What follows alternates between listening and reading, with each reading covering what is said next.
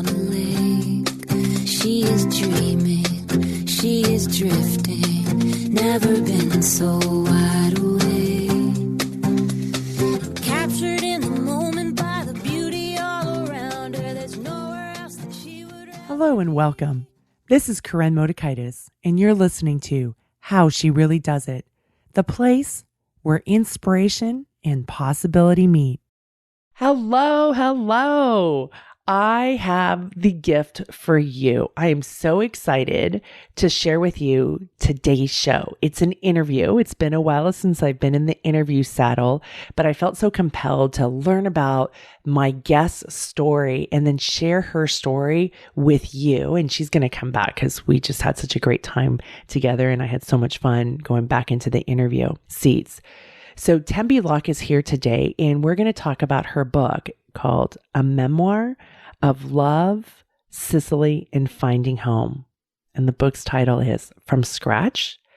This, my friend, would be a fantastic summer read for you. Go read it, enjoy it. And I've always talked about the windows of possibilities, and she brings us through this vulnerable story of her life and shares it with us. And the insights that you can gather are going to be different than what I gathered and what she may have discussed, but go and read it. It is a beautiful story about her journey, falling in love, losing her husband to cancer, and moving through grief and building her life. Tembi and I are going to be talking about her courage to love, her ability to provide forgiveness, and the obstacles that she and her husband faced, along with how did she move through grief. I'm so excited to introduce you to Tembi Locke. Thank you so much for listening. I will circle back with you after the interview. Tembi, hello and welcome to my show. Oh, Corinne, thank you so much for having me. It is like an honor to be here. Not like it. It actually is an honor. It's an honor to have you here. And I was so thrilled. Like, I don't do that many interviews. I really don't do interviews anymore. And I came across your book. I have no idea where. And I just was drawn. I wanted to learn about your story and then to be able to bring you and share your story with my audience. Because one of the things since back in the day when I started the show in 2006 was this idea that there's windows of possibilities. And we will fall down. It's not a matter of if. We will fall down. And then how do we get back up? And I think your story, unfortunately, is such an example for how somebody goes through the tremendous difficulties and rebuilds their life. So thank you so much for being willing to share. I have to say it's my pleasure. I love the work that you are doing in the world. And for me, this is sort of my sweet spot. I really love talking about I mean, look, I come to this as an actor, so I love process, right? Mm-hmm. I love thinking about the ways that we're all, vulnerably and brilliantly human in all circumstances, right? So I'm excited to talk today. Thank you. Awesome.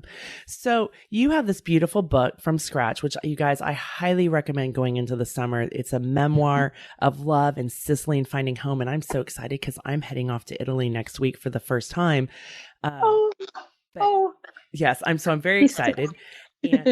But to this idea of like, so often people are afraid to love. And I want to talk about your experience because wasn't that your case early on with who became Sado? Yeah. Yeah, absolutely. So very much Afraid to Love was kind of my middle name, but I was also young at the time. So Sado and I met when I was 20 years old. My parents were divorced. My mother had remarried and was going through a divorce. And I was 20 and I went to study abroad in Italy.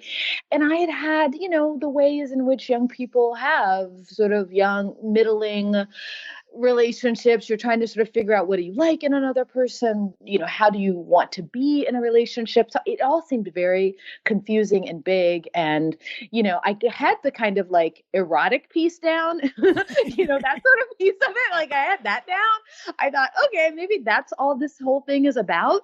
And, very quickly when I met Sado, I realized, oh no, there's a whole nother way of loving and being in the world and being with another human. And it opened up my world in a whole new way. And I didn't actually initially know that it was possible that he, what he was sort of offering, the kind of love and life and possibility that he was offering was a real thing. But he very quickly, and I write about this in the book, inducted me into that heart space, that deep, grounded heart space. And I just thought I would be silly and a fool, and I might miss something if I don't at least try. But it wasn't just an instantaneous thing. Like, how long did it take you to have the courage to try? Yeah, no, it wasn't instantaneous. It wasn't like we met and the next day I'm like, hey, let's do this now. It really unfolded over a number of months while I was there. So I went to study for a semester abroad. And, I think we met somewhere at the very beginning of the semester. And it was probably well into, and then I chose to stay longer. I extended my stay. And it was about 4 to 5 months of him, showing up in a very consistent way and offering his friendship first, which, we could talk about that later because I think that's a critical piece in deep loving relationships, partnerships. And he offered that. And I could see that there was something grand in it, but I was sort of, to sort of put it politely, blinded by all the other things that Italy offers in the way of, men and food and these gorgeous experiences. So I couldn't quite focus exclusively on Sado just yet. And yet he didn't shy away from that. He just stayed ever present, offering his friendship in this sort of, consistent way. And then I realized, oh no, there's something real here and I need to explore it. And I finally accepted an invitation to have dinner at his restaurant. And that became the beginning of the turning point for me. So I love this in so many aspects because one, we're talking about the courage to love. And then Tembi, there's a part of you that's already courageous, right? Like you're going to study abroad. Yeah, I didn't know that about myself. I didn't, or maybe perhaps what I thought was, oh, I can be brave over here in this lane. I didn't know that generally in that, which I know now in life, is that where we are present and open-hearted in one space, we have the capacity to apply that to many areas of our lives. It will tend to infuse many aspects of it. But at the time, I didn't know that. I simply thought, oh, yeah, I'm brave. I came to Italy, but I'm going home. And that's kind of that, right? Or I can be brave with my academics, or I can be brave in my career choice. But the idea of love, which I think the risk there felt much greater. So I didn't see myself as brave. And yet, I kind of was. You really were. Yeah. One of the things I like to talk about is you already had that muscle of bravery, right? For going over and going abroad and being different, right? Yeah. And I do think you're right about that. And that sense of, I'm actually reflecting as we speak about the ways in which bravery I know was all around me in many ways. And so I had it both in my parents and my grandparents, but also even in my choice, I knew I wanted a career in the arts, which requires a kind of bravery as well, right? A stepping into the unknown. So the elements were there. I wasn't consciously aware of it. I just was taken by someone who said, I see potential here for an us, and please come with me on this journey. But how realistic is that when you're there studying abroad? He lives in a different part of the world than you do. Yeah, there's the rub, as they say, right? And I think it was my parents' sort of concern, that sense of, listen, Sado was 12 years older than I was.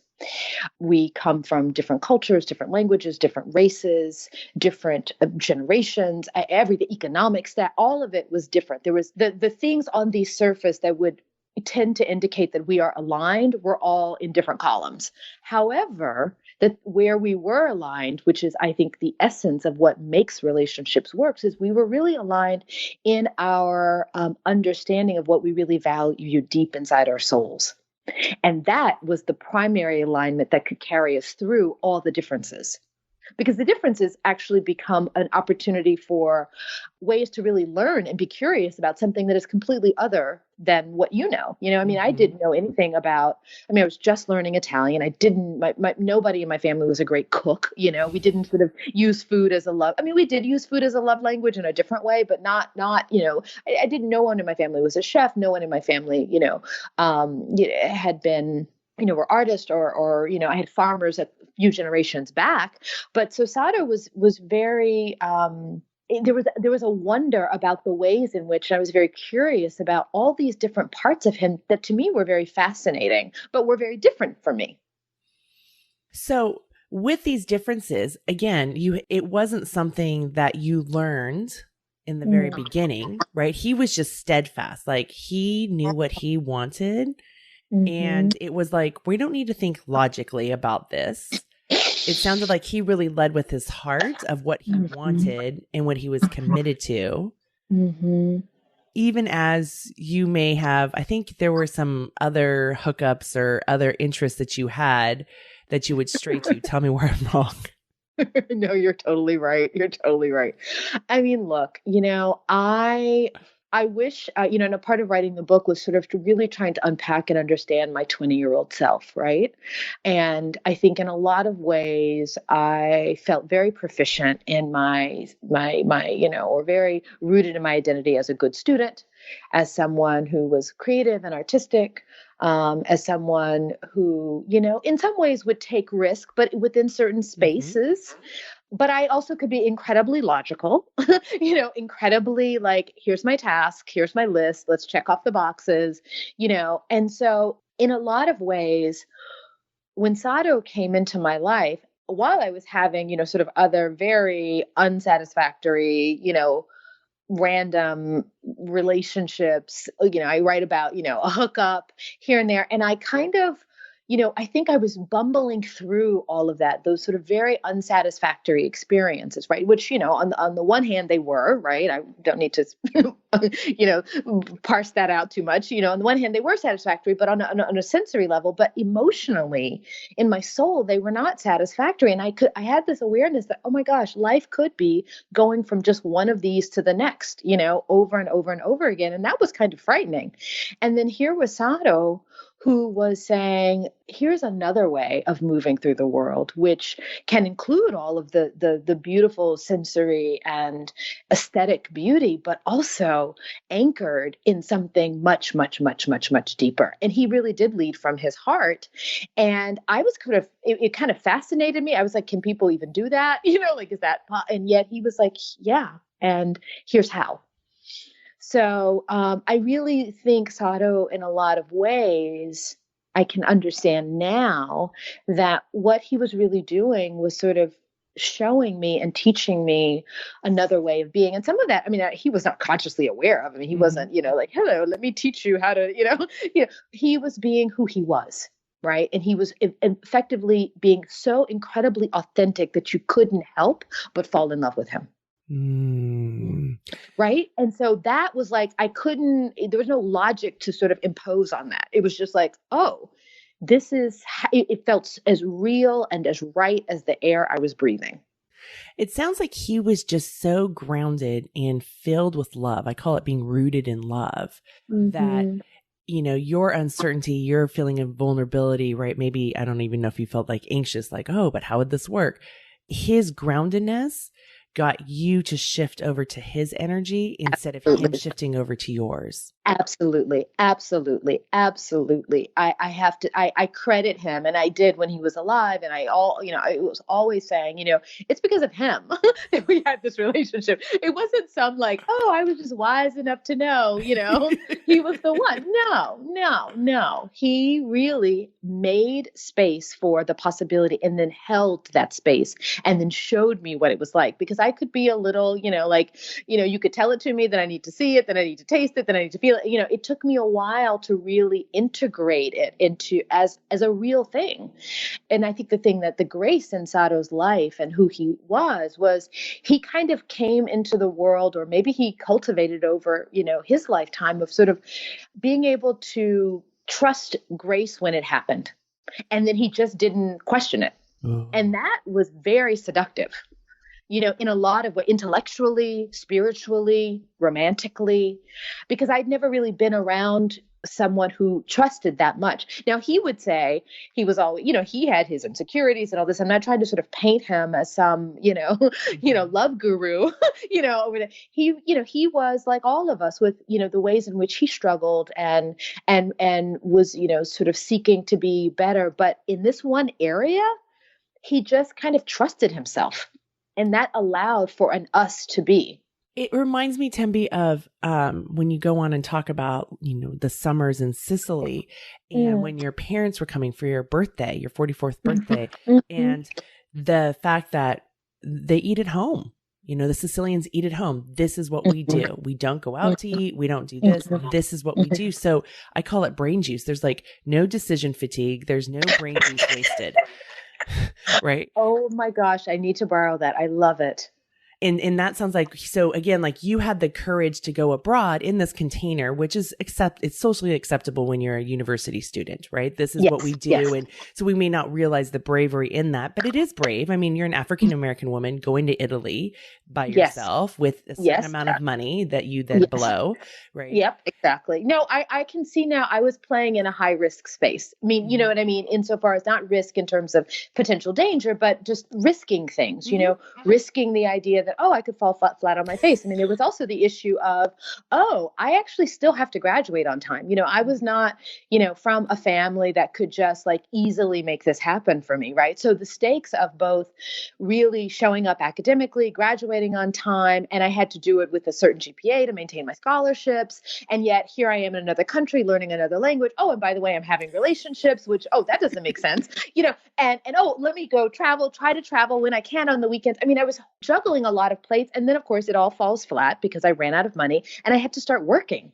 So then I was working in another country under the table and had to sort of figure that out. So I think one of the big gifts for me at this stage in my life of writing the book, of having to go back and look at that 20-year-old person who really was doing those things, it's helped me to really honor her, right? And I think a part of writing the book, and I don't want to jump around too much, but a part of my grief journey was sort of really sort of what they call, like a soul recapture, like capturing parts of my essence, right? How did this all happen in my life? And I had to go back to that inception, right? That 20-year-old who was walking down the street in Florence and bumped into a man and her life got changed. How did that actually happen? And what was at play in my heart? And what was I really seeking deep down inside that I was willing to step into that space? And Sada was a big, huge, obviously, part of that. But I can also see that there was some part of me that the longing for the very thing that he was offering was so great that I knew to not grab onto it, or at least try, I would have suffered another kind of loss. So what was it that you were seeking deep down inside? I think I was seeking a kind of connection and a kind of understanding of what love could be, and also a willingness to be brave, like the courage to be brave in love and in life. And when someone that you have fallen in love with, who's older than you, from another race, another culture, another language, you're sitting in a cafe, thousands of miles from your home of origin, and they say, we can make this work somehow, some way. The possibility of that, the excitement of that felt like so heart opening that to not do it, I felt like, I'll regret this the rest of my life if I don't at least try. And, I think what I was really seeking was a kind of that deep bravery, right? And Sado kind of ignited that, both in the love space and in the possibility for perhaps the life we could create together. He's a chef. I'm seeking to be an actress, all those are not easy ways to begin your life, right? And also with the knowledge that he's going to have to sort of pack up his life in Italy and eventually come to the States, and we just have to make it work. And, we did. So the two of you had so many obstacles, right? I mean, just what you had mentioned. And then the other part is the blending of two cultures and his family not being accepting of you. Yeah. What was interesting about that time in our lives and about those beginning obstacles were the fact that, one, I have to say that Sato's sort of, if you will, estrangement, fracture with his family, really a big part of it predated me. Right. It was the fact that he, in his own way, had broken away from his family. He had chosen a different life for himself. He'd come to Florence. He broke with a centuries long line of the tradition of being a farmer, living in your town, marrying in your town. And he struck out to do something different. He'd gone to Florence to study translation. He found his way into chefing.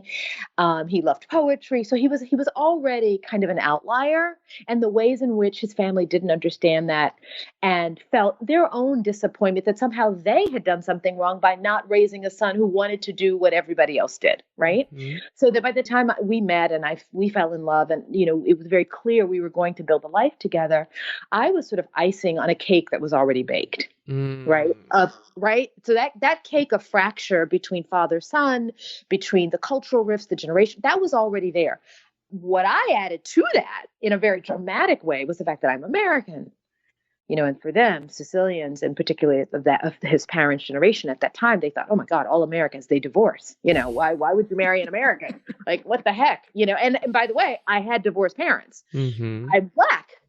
No framework of understanding what that even could be, right? No, all the ways in which that is foreign to them. And then I want to be an actress. I mean, for them, acting was like I was working in the circus.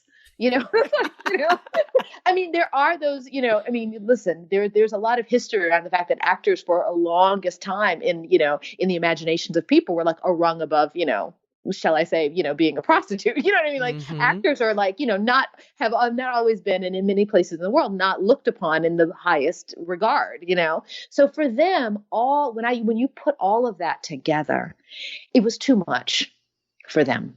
It was easier for them to create distance with their son, to say no categorically to everything he had chosen to be and desired to be in the world, than to try to accept, understand, and be close to him. And some of that was cultural for them.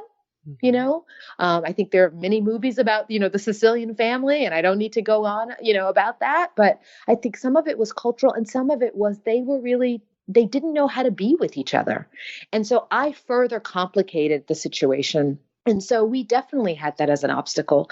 And as young married people, or people intending to get married, because then, as I write about in the book, they didn't come to our wedding and we got married in Italy. That was an incredibly painful way to begin a life together, to sort of, in creating one family, to have to forsake another, to be rejected categorically. Right. And to navigate the ways in which my family, as progressive Black American people who are, big citied and, have, highly educated, for them to sort of make heart space for what their future son-in-law was going through. Right. To be coming to a wedding in Italy and knowing that the other half of the family isn't even there. So we all were asked to sort of step into our most uncomfortable spaces to try to let this love and the potential of this marriage sort of take flight. So oftentimes when people get into these uncomfortable spaces, right, especially when it's this area around belonging, right, not being accepted, and even though you're the icing on the cake, it can so easily be interpreted to be personal.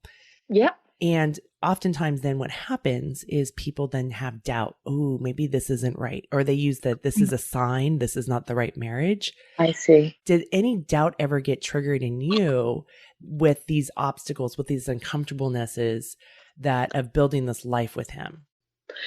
No, which is so interesting. No, we really felt like, and some of that is Sato. He said, Tembi, I'm marrying you. I want you. And the obstacle for us was how did I, as his partner, as his wife, help him to navigate that pain, right? Because he was experiencing a deep grief inside that I don't think he could articulate at the time. And I was also, sort of on the surface of it, hurt, and I had my indignations, and I was a little, I could get righteous about it all. Like, what the hell, why won't these people, because I also didn't know them. I didn't have perhaps a nuanced understanding of them. I just was like, why are these people being this way, to a degree? And it was painful. right? And it was painful to watch the pain play out. And it was also like, gosh, the ways in which race was overlaid with that, right? And the ways in which the wounds of that all get stirred up. But I also had the understanding that, wait a minute, hold on. They've actually never met me. So this actually is not personal, right?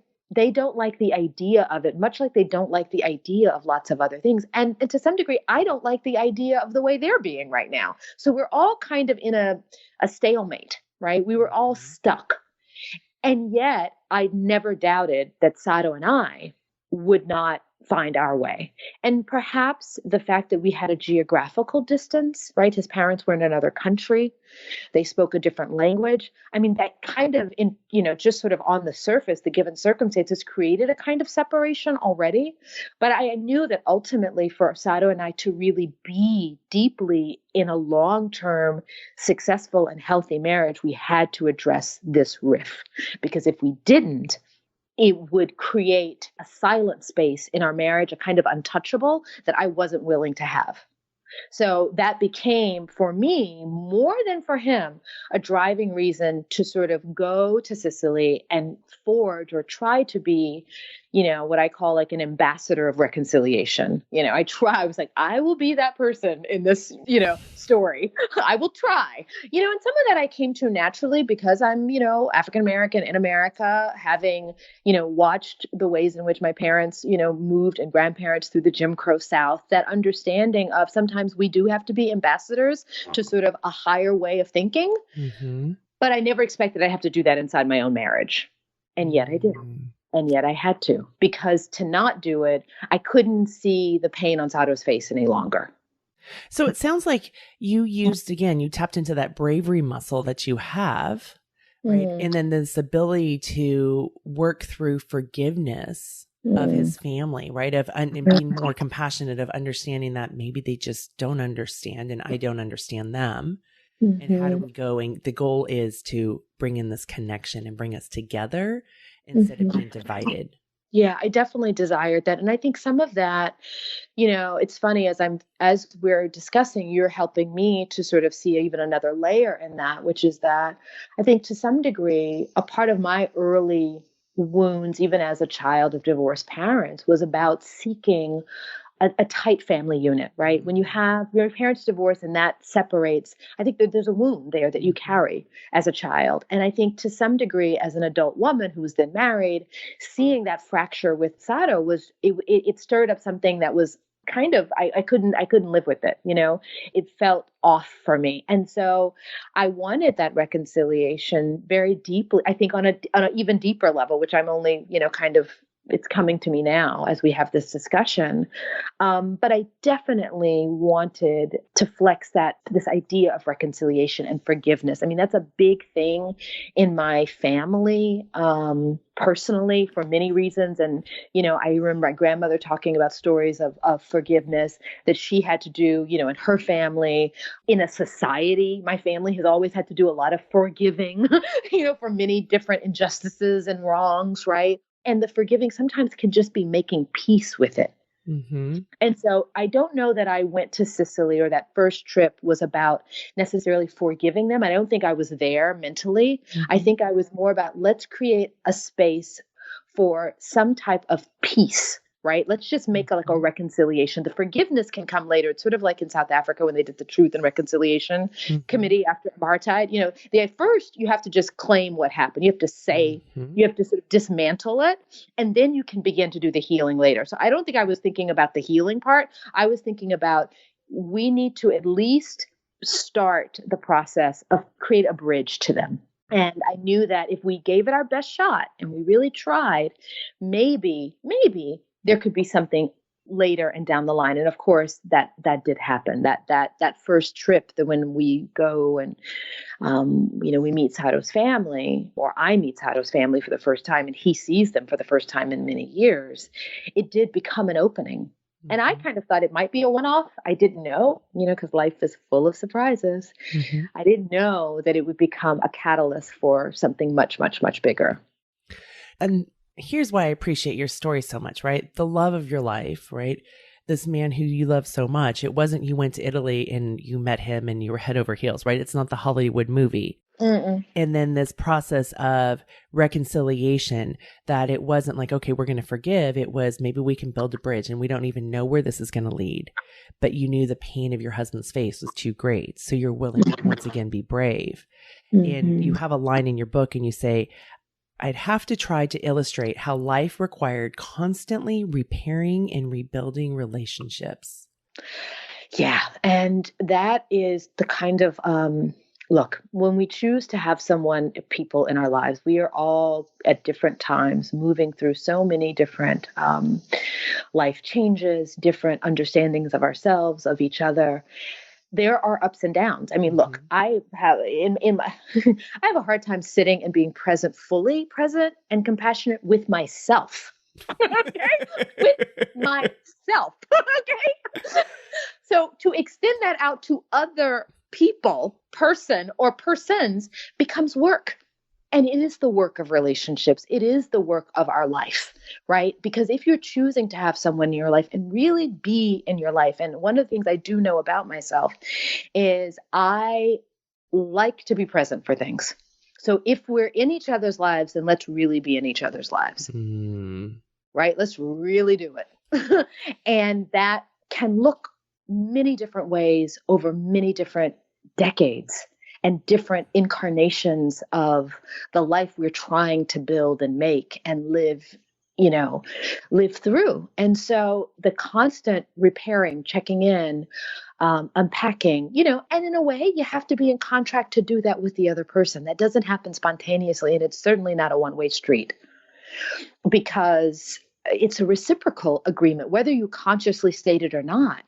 The fact that you're constantly checking in with each other, checking in, how are you doing? How are you doing? Sort of trying to understand what the other person is going through is a constant process. And I've had to practice that in my family of origin, in my chosen family, that is Sato's family. We do it in parenthood every day. We do it with our partners every day. You do it with close friends to a degree. You do it with parents. I mean, I can't think of a place and a relationship where we're not doing that work if we're invested in the relationship. And I was invested in, at the very least, the idea of Sato having a better relationship with his parents. I didn't know if it could be an intimate one. I didn't know if it could be a joyous one. I hoped it might be, but I certainly knew that there was something more than what they had. And if it took, me as his partner saying, I think we need to do this. And then he was like, no. I mean, because he had decided, no. Nope. He was willing to put that relationship in a box and keep it moving, but I also knew that he longed for it, right? And sometimes it's the people closest to us who see our deeper longings in a way that we can't. And sometimes we need them to induct us into a willingness. Just as he had inducted me when we first met, I kind of felt it was my time to induct him in, let's just try it. And that was a really seminal moment for all of us as a family. And the book very much traces what started as a love between two people over the course of many decades, or a couple of decades, becomes a love that touches families. And that by the end of the book, of course, there's my daughter at the epicenter of these two families who at one point were very estranged, didn't know each other. And yet, for her, is that the message we want for her in the world? Right? Really? Is that what we want for the next generation? I don't think so.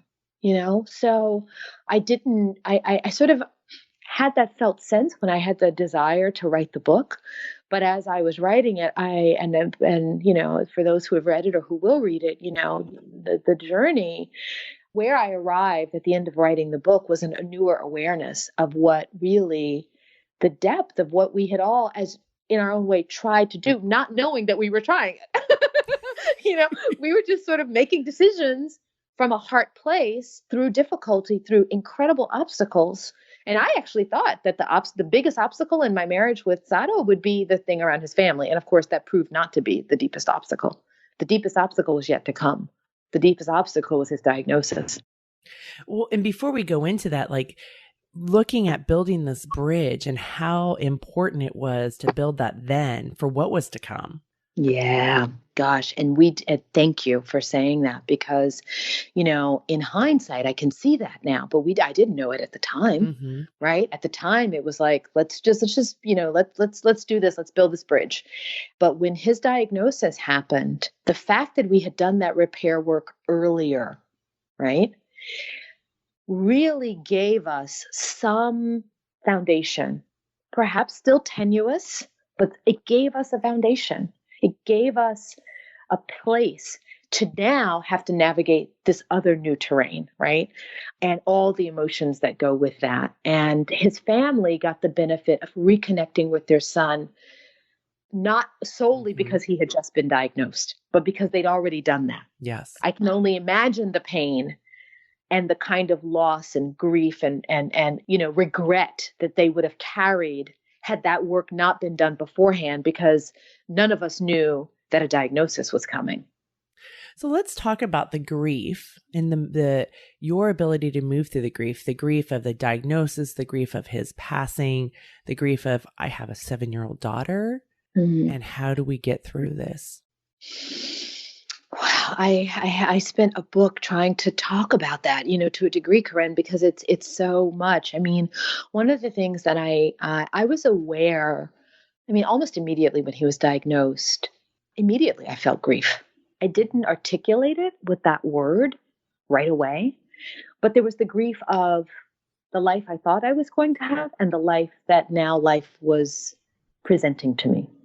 So there was a kind of a suffering, if you will, between, and there are people, spiritual masters who talk about, suffering is that sort of gap between what is and what you want it to be. Mm-hmm. Right. And that's where a lot of our suffering, at least our emotional suffering, I believe physical suffering is a different thing altogether. But our emotional suffering can sit in that space. And I would call that sometimes, for me, it was a grief initially of, oh, the marriage we thought we had, the life we thought we were building, life is giving us something new here and not something that we're choosing, right?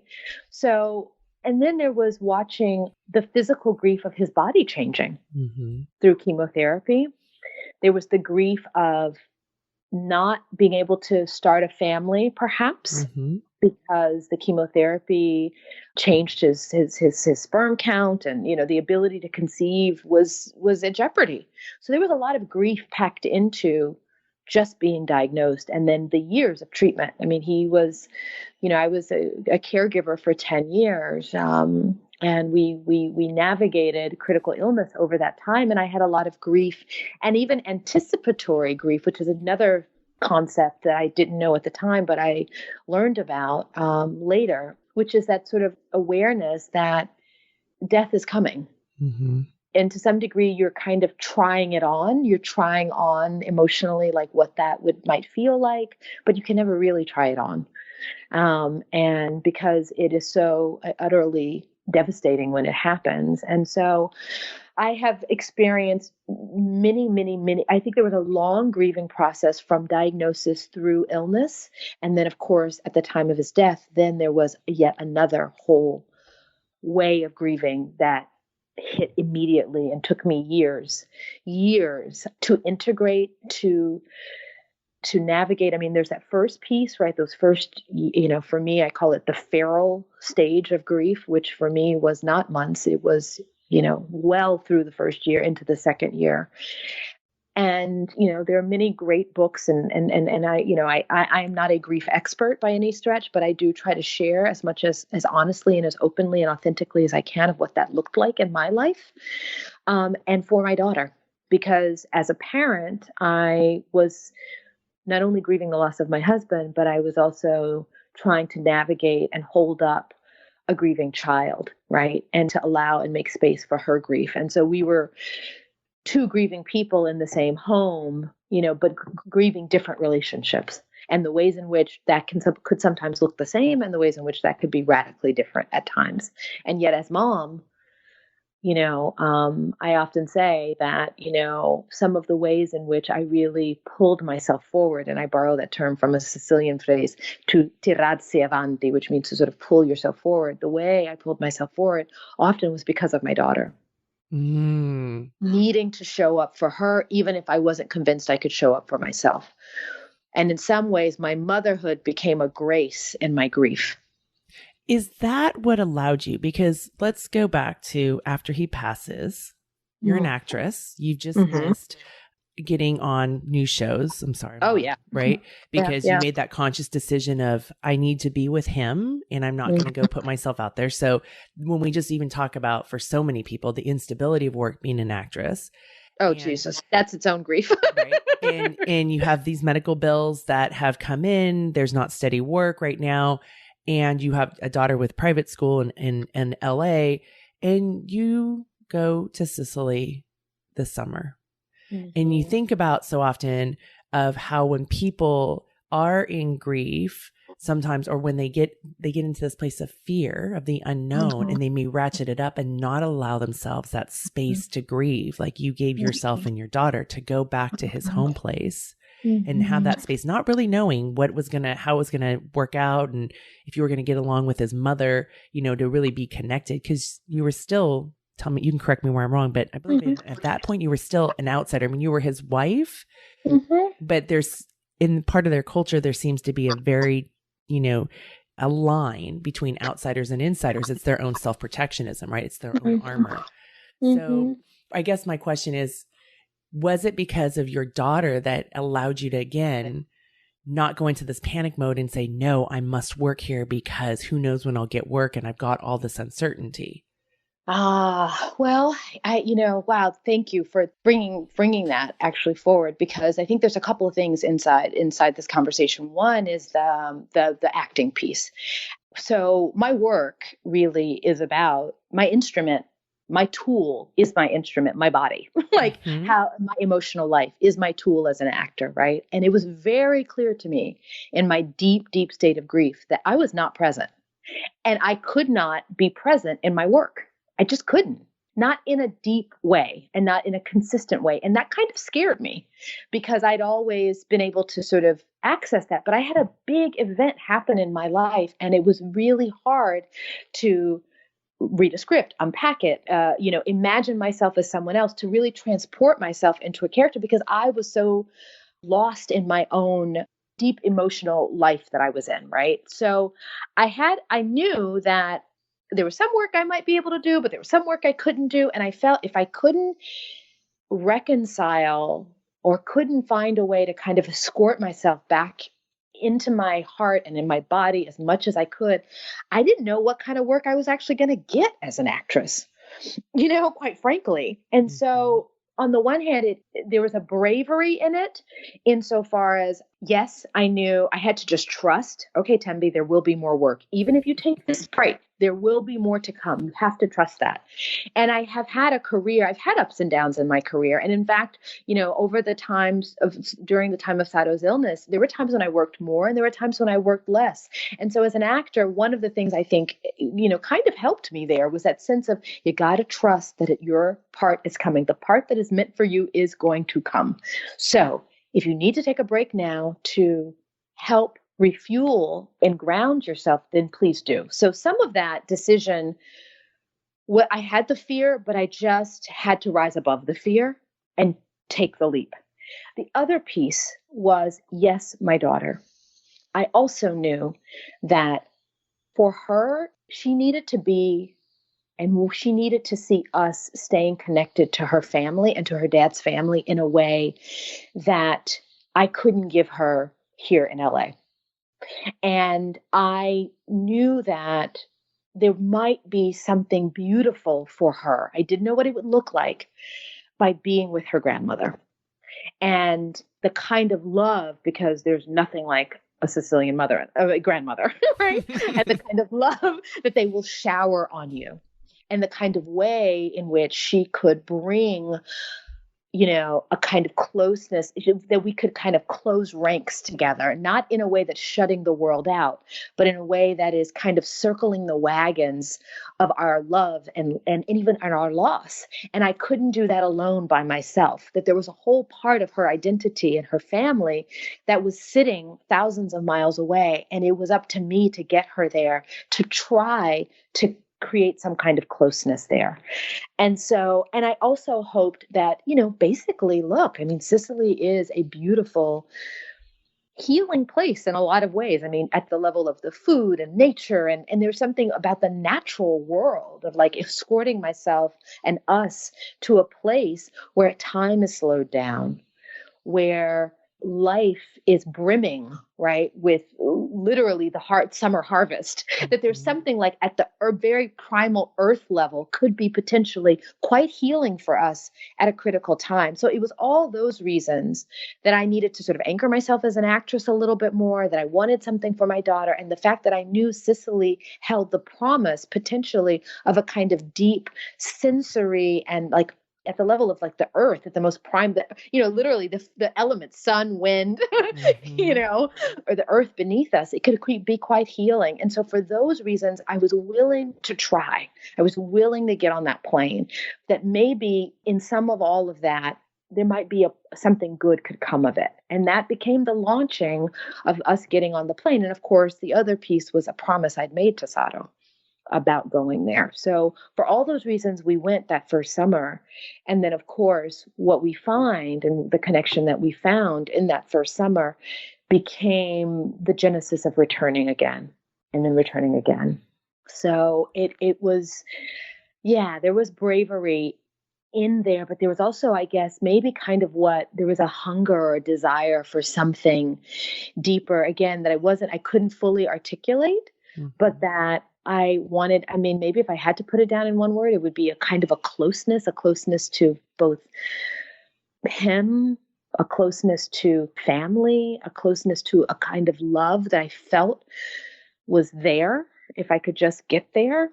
I hope that I know I kind of went on a riff there, but I hope that makes sense. It's hard to articulate. That's why I spent a book writing it and really trying to sort of articulate what drove me to go there. I had to ask myself that as I was what prompted me to get above and beyond the promise, right?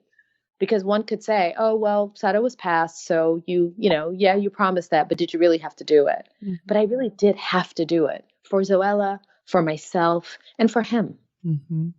Well, and it goes back to like the transformation that you had of being that 20-year-old, check the box, right? Very logical about things. That isn't necessarily the logical step in your career and what's yes, right. But to go back to this heart and the values and creating that space and who you become in this process. And so the thing I think about is, often when we go through life, often we don't go, oh, this is the path that I want to choose, right? We want the fairy tale that I meet the love of my life. We live happily ever after. We get to have the careers that we want, right? That's the dream. And we don't want to have the obstacles. And unfortunately, your big obstacle was losing your husband, the loss of your husband.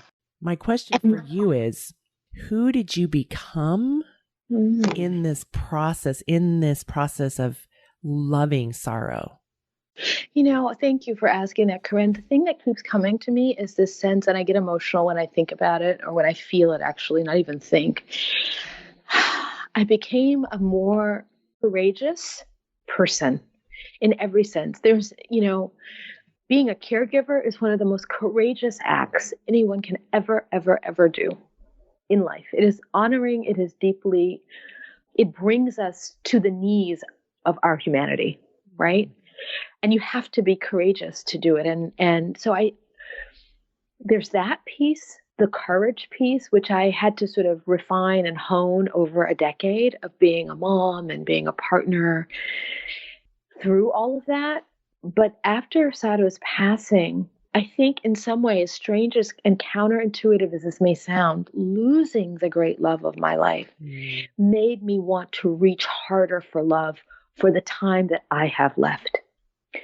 Being with him at the moment of his passing and having that leave me physically set me on a path, and I didn't know it. I couldn't, there's no way I could have known it. But I can see it now, 7 years later, to find a way to integrate that love into every facet of my life going forward for the time that I have left. Because in facing death, one of the things I know to be true, perhaps one of the only things I know to be true, is that our time here is very finite. And what do I want to do with the time I have left, right? And part of that was being with Sato through the final days and having him say something really pivotal to me, which was, he said to me, Tembi, I want you to have your life. And at the time, I think I thought of it as like, he wanted me to not have to be a caregiver anymore. He wanted me to have, a career. I don't think I understood the depths of what he was saying, which was really what he was saying is, I want you to go be full, because we had suffered so much loss, and he was leaving this earth and leaving our relationship and our marriage, because he asked me, he said, where am I going? And I said, I don't know, but I feel like it will be a beautiful place. And I thank you for being brave enough to go first, because I know you'll be waiting for me. And I think what he was saying to me is, you're going to remain here in this 3D analog world, right? that we are sharing right now. And I hope that it's full for you. So on the other side of his death, and many years of grieving and therapy and spiritual work and healing work and a lot of trauma work and all the kinds of things that we could talk about for another, time. You're coming back. I'm coming back, baby. I love it. Through all of that, because I didn't do this by myself, and I don't ever want to. There's no absolute way this could have ever been done. But I've come to the awareness that I think the person I've become is someone who is brave enough, because I have stood and sat at the bedside of the person I love so deeply as he was leaving this earth.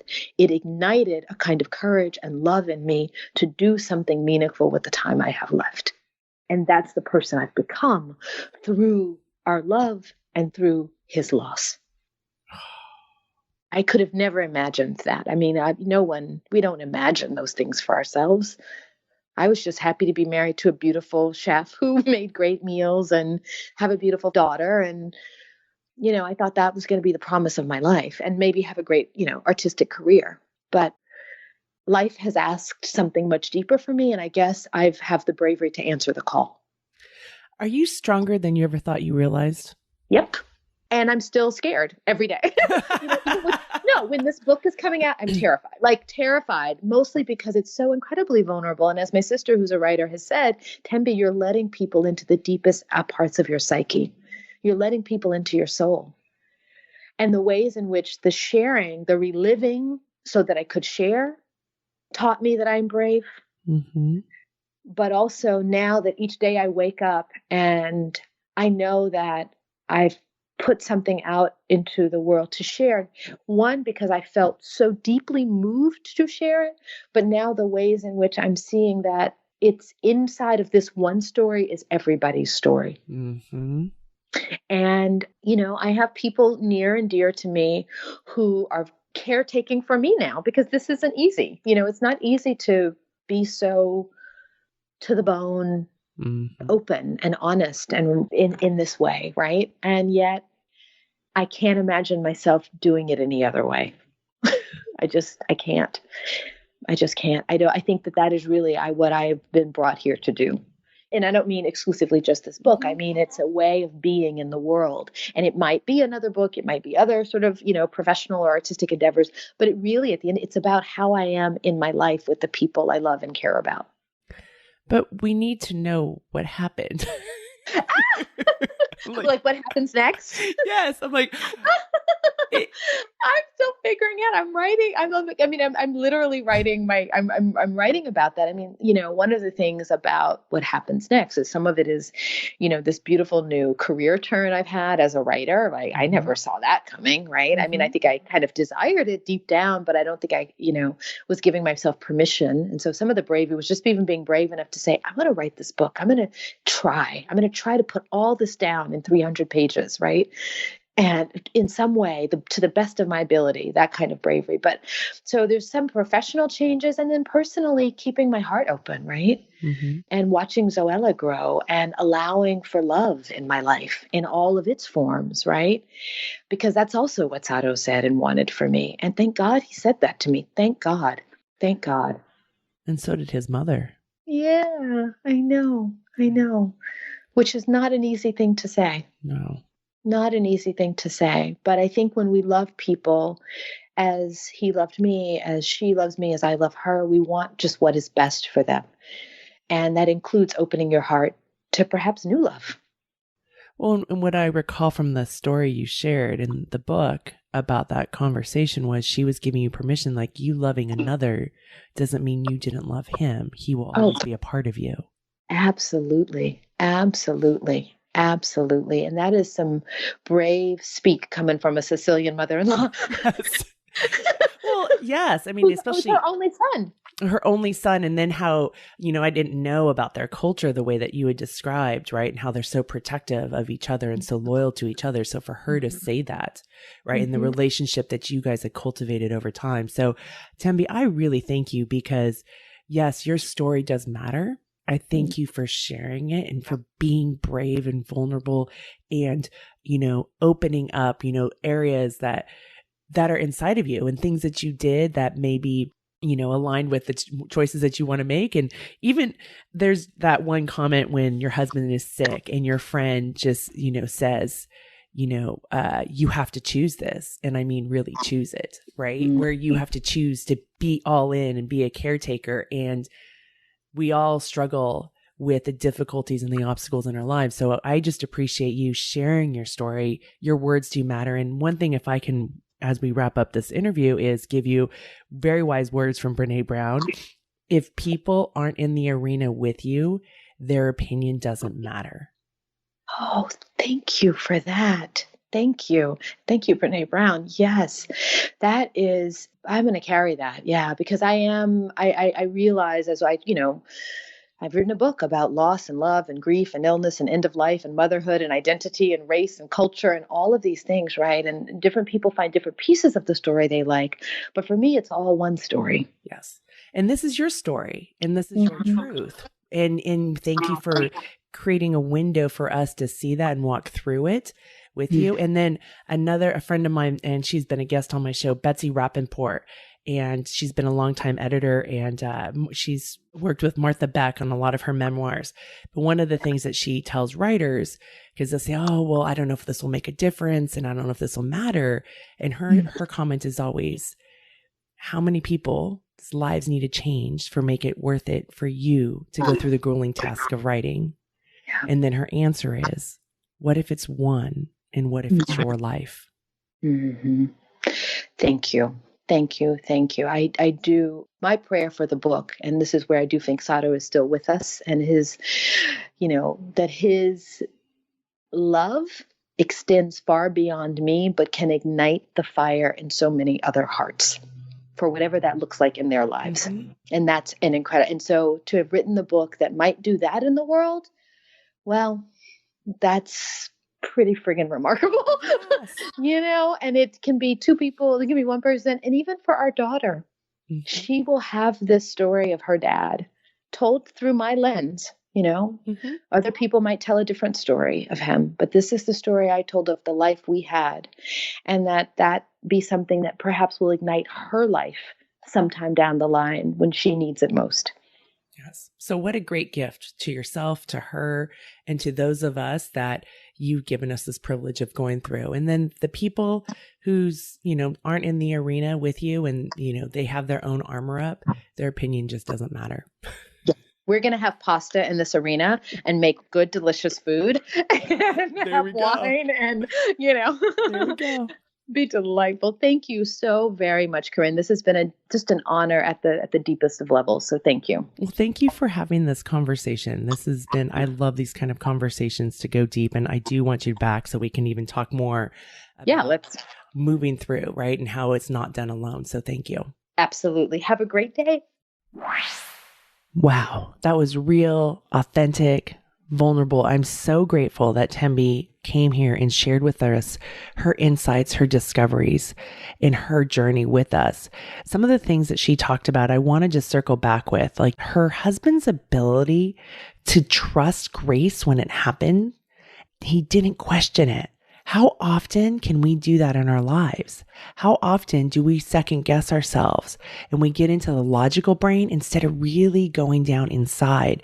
And when she was discussing this love story that they had and that what they desired and how they were going to make it work at every phase, right? Before when she was a student and how are they going to make it work? And then later on getting married and then having children and having the careers and going through cancer was this idea, this concept that I've talked about quite a bit here on the show is committing to the best case scenario and managing risk. She talked about that in the show, but they committed to the best case scenario and managed risk. And I invite you to use her story as an example of what that looks like. Because sometimes we can talk about things that it's like, well, that's a great concept. How does it apply? So I thank her for sharing with us so that you have another opportunity to understand how we apply it. And then when she talked about this idea of compassion and being able to give that, I think often about you can't give what you don't have, right? And so when she was in this process of building this relationship with her in-laws, who at one point had really shunned them, didn't go to their wedding, but learning how to become compassionate, trying to understand what their own resistance may be. And her learning how to become more compassionate because, my friends, we cannot give what we don't have. And so her owning that, like being present and being compassionate is her own practice.